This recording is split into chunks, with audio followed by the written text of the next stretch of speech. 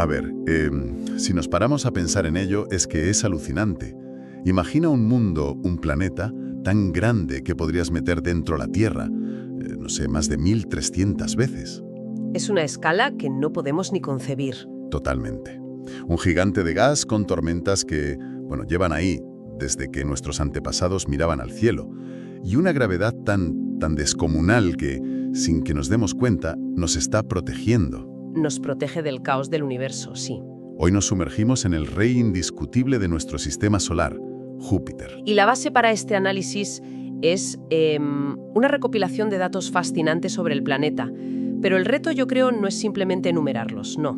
No, claro. Lo que vamos a intentar es conectar esos puntos, tejerlos, para entender de verdad por qué Júpiter no es solo una bola de gas lejana, sino, bueno, una fuerza de la naturaleza que ha esculpido nuestro sistema solar.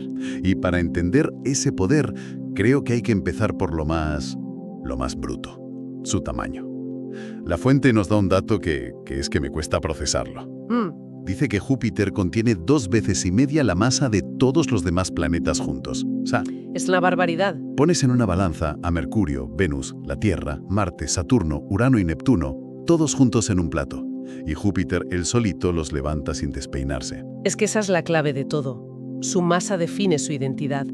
Y lo fascinante es que esa cifra lo sitúa en un lugar muy, muy especial. ¿A qué te refieres? Pues que si hubiera acumulado, si hubiera sido unas 80 veces más masivo durante su formación, la presión en su núcleo habría sido suficiente para encender el motor de la fusión nuclear. Se habría convertido en una estrella. Se habría convertido en una estrella, una segunda estrella en nuestro sistema solar. O sea que vivimos al lado de una estrella fallida. Exacto. No llegó a serlo, pero esa masa colosal le otorga el título de monarca gravitacional. No es una estadística para un libro de récords, es la fuente de su poder, de su capacidad para dictar las reglas del juego. Y de su influencia sobre la Tierra, claro. Y de su influencia directa sobre nosotros, como veremos. Vale, pero aquí es donde la cosa se pone rara para mí. Tenemos este gigante increíblemente masivo. Y mi intuición me dice que algo tan grande debería moverse con lentitud, ¿no? Con majestuosidad. Sería lo lógico, sí. Pero el texto dice todo lo contrario. Un día en Júpiter dura menos de 10 horas. Es el día más corto del sistema solar. Espera, me cuesta imaginarlo. ¿Cómo algo tan masivo y gaseoso, girando a esa velocidad, no sale disparado en todas direcciones? Es una pregunta muy lógica. Y la respuesta es que sí la afecta, y de una forma muy visible. Esa rotación tan vertiginosa genera una fuerza centrífuga tremenda en su ecuador. Claro. La consecuencia directa es que Júpiter no es una esfera perfecta. Si lo miras con un telescopio, se nota. Está visiblemente achatado en los polos y ensanchado, abultado en el ecuador. Lo deforma, literalmente. Las fuerzas en juego son tan extremas que deforman la estructura misma del planeta a una escala que se nos escapa. No es una bola de gas tranquila, es un dínamo furioso. Un dínamo, claro, porque si tienes algo girando a esa velocidad, es inevitable pensar en la energía que genera. Y eso nos lleva a su interior, a su corazón. Sí. La fuente es muy clara en esto. No hay una superficie sólida. O sea, olvídate de la idea de aterrizar una nave.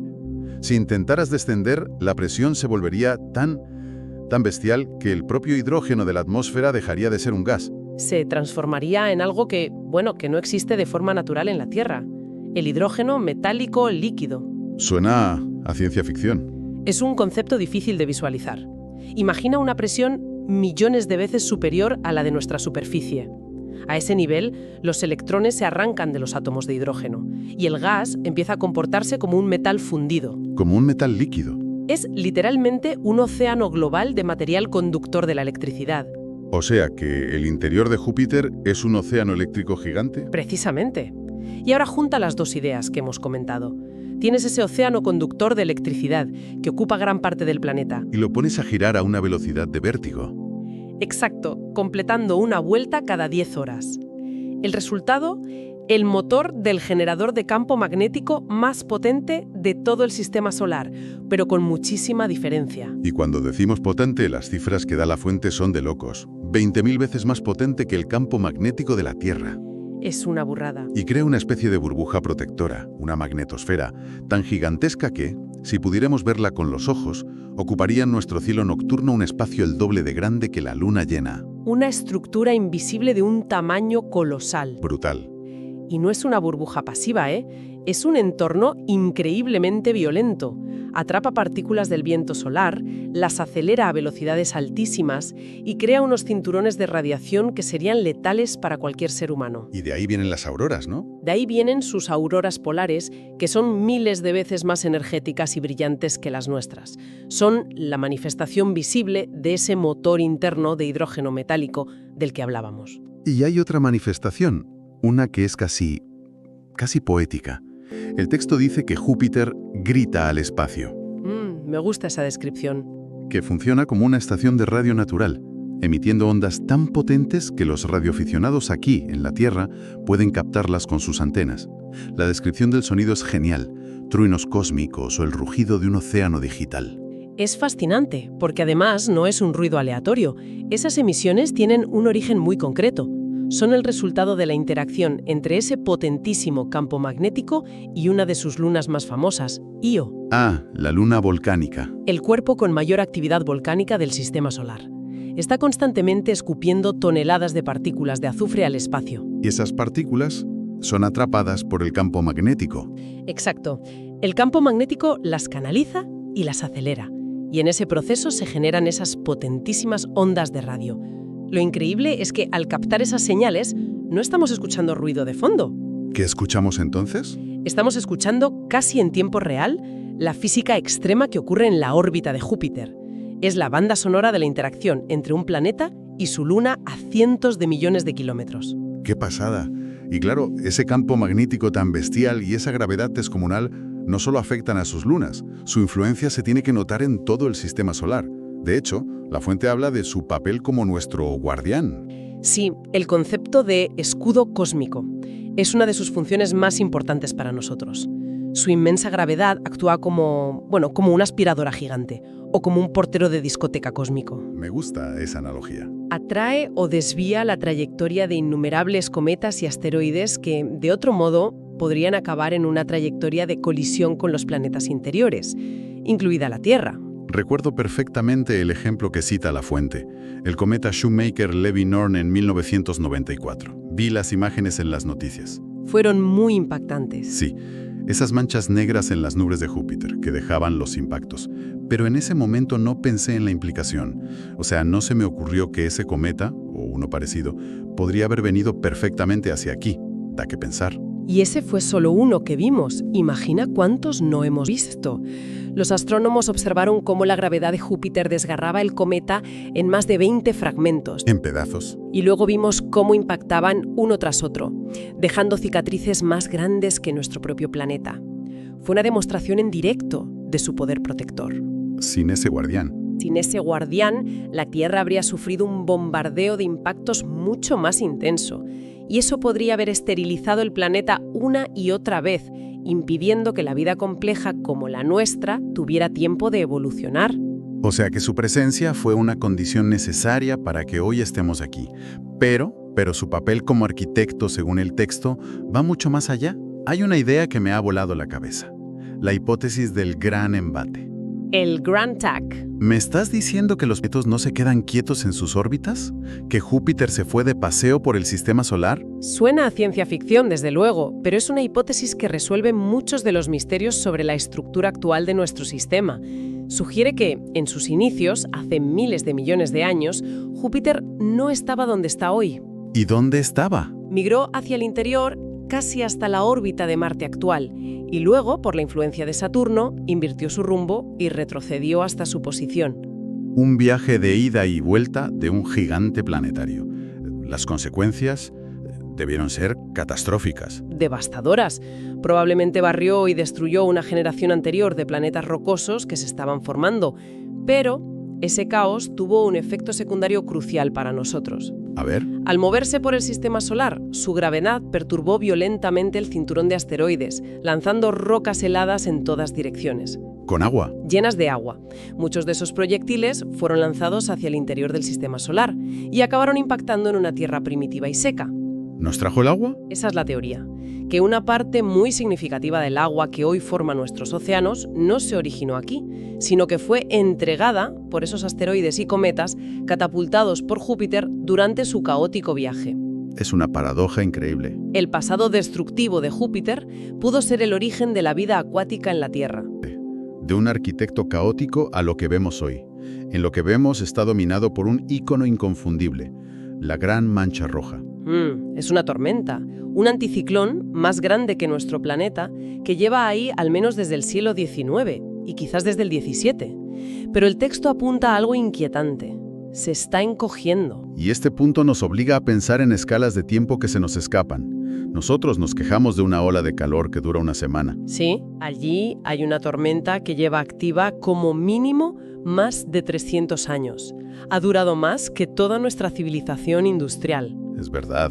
El hecho de que la estemos viendo encogerse en tiempo real es un privilegio y un misterio. ¿Estamos presenciando el final de un ícono del sistema solar? ¿O es solo parte de un ciclo que opera en escalas de siglos o milenios? Nos recuerda que el universo no funciona con nuestro calendario. Exacto. Y Júpiter no está solo en su danza. El texto lo llama un sistema solar en miniatura. Y la cifra es increíble. 95 lunas confirmadas. Es un séquito planetario. Un séquito enorme, sí. Entre ellas las 4 que descubrió Galileo y que cambiaron nuestra visión del cosmos. Io, el infierno volcánico, Ganímedes, que es más grande que el planeta Mercurio, Calisto, y luego está Europa. Y Europa es ahora mismo uno de los lugares más emocionantes de toda la exploración espacial. No es una exageración. Por el océano que tiene debajo, ¿no? Por el océano global de agua líquida salada que se esconde bajo esa corteza helada de kilómetros de espesor. Un océano que podría contener el doble de agua que todos los océanos de la Tierra juntos. Y donde hay agua líquida, energía de las fuerzas de marea de Júpiter y química orgánica, tienes los 3 ingredientes básicos para la vida. Exacto.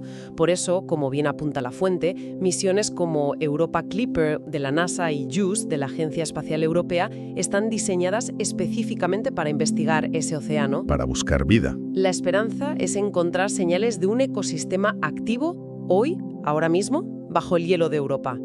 Es uno de los objetivos prioritarios en la búsqueda de vida más allá de la Tierra. Y para terminar, el texto nos habla de la misión que ha puesto todo patas arriba, la sonda Juno. Lleva orbitando Júpiter desde 2016 y sus descubrimientos, dice la fuente, han obligado a reescribir los libros de texto. Totalmente. Por ejemplo, su núcleo. Siempre pensamos que sería una bola de roca y hielo, sólida. Y Juno ha descubierto que no, que el núcleo es difuso, una mezcla extraña de elementos pesados con el hidrógeno metálico que lo rodea. ¿Y eso por qué? Una de las teorías es que Júpiter sufrió una colisión frontal con otro protoplaneta masivo en su juventud. Y ese impacto, pues, destrozó su núcleo original, mezclándolo. Pero lo más visualmente espectacular son las imágenes de los polos. Sí, son increíbles. No se parecen en nada al resto del planeta. En lugar de las bandas de nubes que conocemos, los polos están cubiertos por ciclones gigantescos organizados en formas geométricas casi perfectas. Un pentágono de tormentas en el polo norte, un octógono en el sur. Parecen obras de arte. Lo fascinante de Juno es que nos demuestra el valor de ir allí y mirar de cerca. Durante décadas hemos construido modelos teóricos sobre cómo debía ser Júpiter por dentro. Y llega una sola sonda y nos demuestra que la realidad es mucho más extraña, más compleja y más bonita. Francamente más bella de lo que jamás habíamos imaginado. Así que si unimos todas las piezas, Júpiter emerge no como un planeta, sino como el personaje central de la historia del sistema solar. Sin duda. Es el gigante masivo, es el guardián cósmico, es el arquitecto que pudo traernos el agua. Y es un laboratorio de física extrema que sigue desafiando todo lo que creemos saber. Me quedo con la frase final del texto. A ver. La próxima vez que se vea ese punto brillante que no parpadea en el cielo, hay que recordar que es el gigante que vigila y que nos permitió existir. Es una buena forma de resumirlo. Y para lanzar una última reflexión, podemos llevar esa idea un paso más allá. Todo lo que hemos analizado sugiere que la presencia de un planeta gigante como Júpiter podría ser un requisito indispensable para que la vida compleja surja en otros sistemas. Claro, ¿necesitas un protector? Y esto nos lleva a una pregunta un poco inquietante.